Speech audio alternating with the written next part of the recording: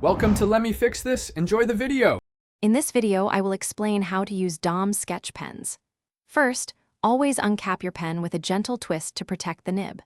Hold the pen comfortably, perhaps at a 45-degree angle, to ensure a smooth flow of ink. Before starting your masterpiece, it's a good idea to test your chosen colors on a separate piece of scrap paper. This helps you understand the ink's vibrancy and flow, ensuring your final artwork looks exactly as you envision it. When coloring, maintain light and even pressure across your paper for a consistent finish.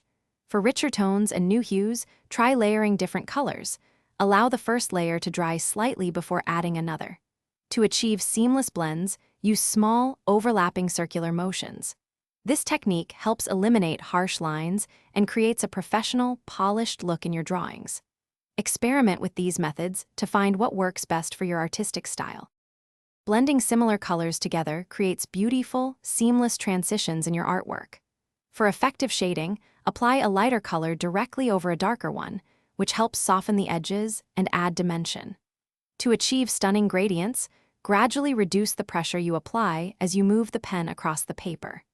This technique allows for a smooth fade from intense color to a lighter tint, enhancing the depth and realism of your illustrations. Proper care extends the life of your Dom sketch pens significantly. Always recap them tightly immediately after each use to prevent the ink from drying out. Store your pens horizontally.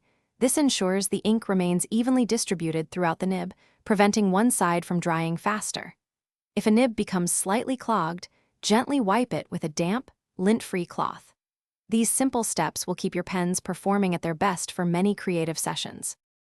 Thanks for watching. If you found this helpful, don't forget to like and subscribe.